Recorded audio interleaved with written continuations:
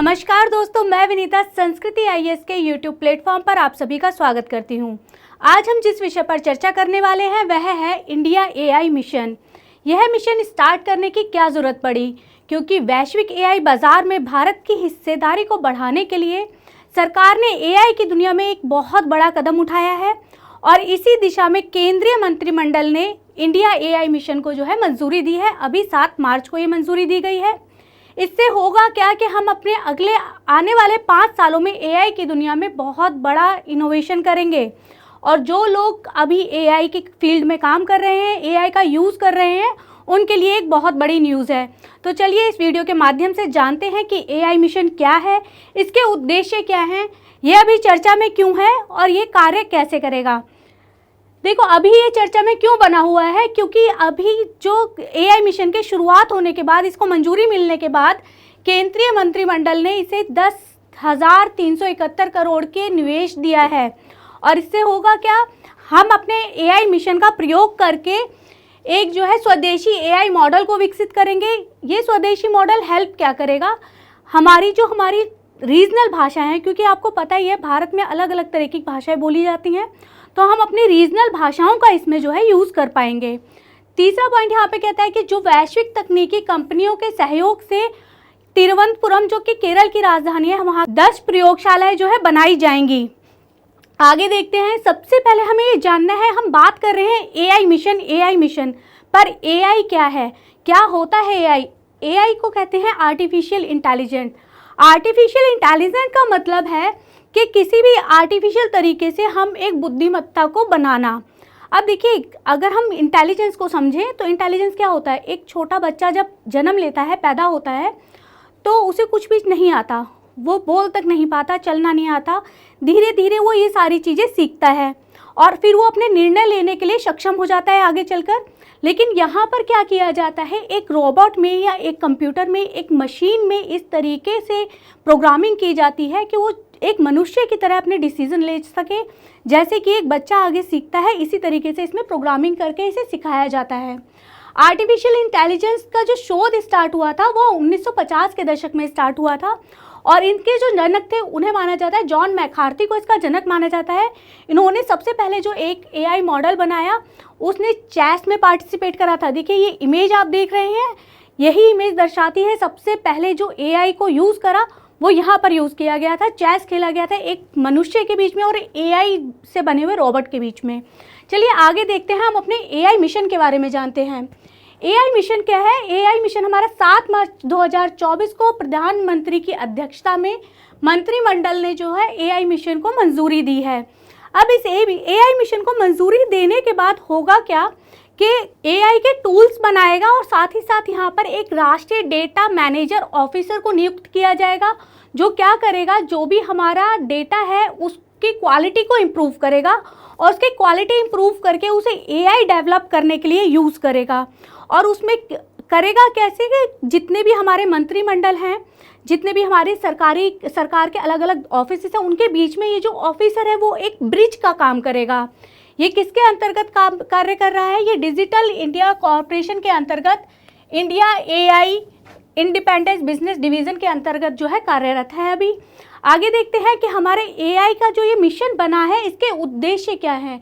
ये करेगा क्या, ये आर्टिफिशियल इंटेलिजेंस के इनोवेटिव इकोसिस्टम को बढ़ावा देगा, उनसे बनाएगा, एआई में नवाचार लाएगा और साथ ही साथ जो हमारे स्टार्टअप्स हैं, स्टार्टअप्स जितने भी इस्टेब्लिश होंगे एआई में, उन्हें ये फंडिंग करेगा। इसीलिए इतना ज़्यादा निवेश किया गया है। साथ ही साथ ये सार्वजनिक और निजी क्षेत्रों में जो एआई को प्रोत्साहित करेगा। आगे देखते हैं इसके घटक क्या क्या हैं, इसके अंदर किन किन चीज़ों को शामिल किया गया है। तो इसके जो मुख्य घटक हैं वो 7 मुख्य घटक हैं। पहला घटक है इंडिया एआई कंप्यूटर क्षमता। इसके अंतर्गत क्या किया जाएगा कि हम एआई सेक्टर में जितनी भी कंपनी आने वाली हैं, जितनी भी कंपनी हैं, उन्हें हमें सर्वर चाहिए होगा, साथ ही साथ उन्हें एक इंफ्रास्ट्रक्चर खड़ा करके हमें देना होगा।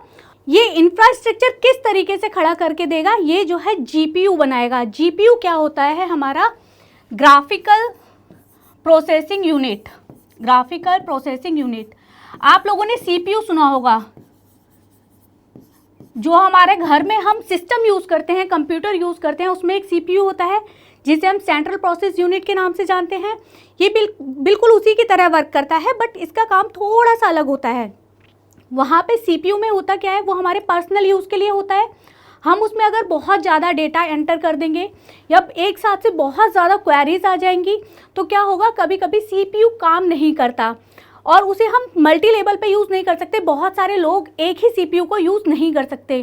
पर ये जो जीपीयू है ये क्या करेगा, ये ग्राफिक्स को एनालाइज करने में हेल्प करेगा, जो हमारी इमेजेस हैं उन्हें एनालाइज करने में हेल्प करेगा और इस पे बहुत सारे मल्टी यूज़र्स एक साथ काम कर सकेंगे।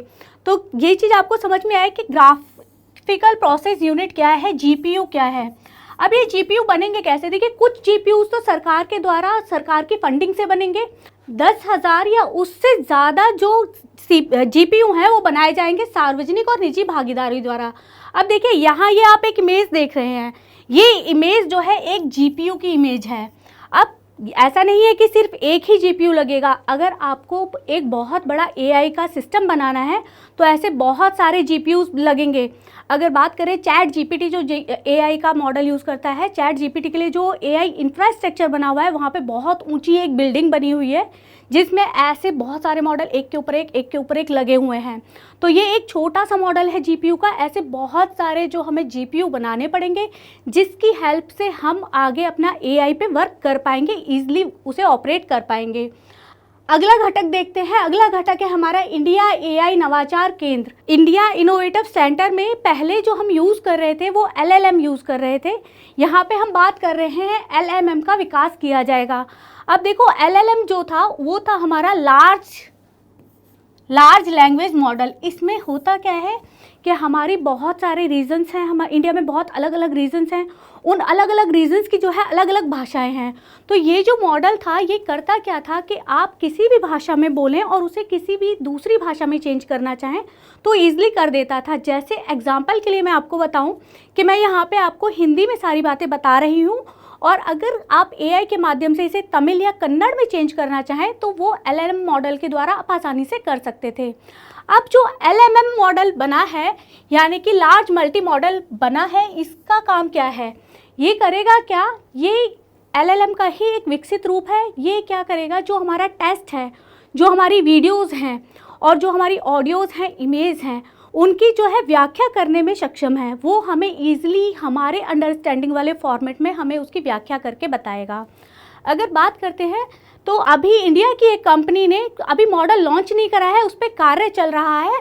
एक कंपनी है कोरओवर, इसने कोरओवर एआई, इसने अपना भारत जीपीटी, जैसे चैट जीपीटी है वैसे ही एक भारत जीपीटी बनाया है। चैट जीपीटी की तरह ही हम यहाँ पर भारत जीपीटी में भी अपनी क्वेरीज के आंसर जो है ले पाएंगे।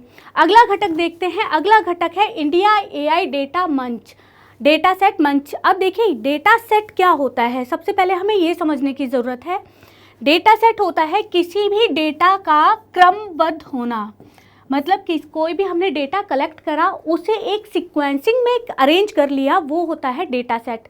एग्जाम्पल के लिए अगर मैं आपको बताऊं, जो सेंसस होता है, ठीक है, सेंसस में आपके घर पे लोग आते हैं, आपके घर से सारी इंक्वायरी लेके जाते हैं, आपके घर में कितने मेंबर्स हैं, उनकी एज क्या है, आपकी इनकम कितनी है, इस तरीके की इंफॉर्मेशन वो लेके जाते हैं। तो वो क्या हुआ, आपकी एक इन्फॉर्मेशन गई, अब एक एरिया का पूरा डेटा कलेक्ट हुआ, फिर उसे एक सीक्वेंसिंग से लगा दिया गया कि इस मकान की ये है, इस मकान की, एक सीक्वेंस में उसे अरेंज कर दिया, वो होता है हमारा डेटा सेट।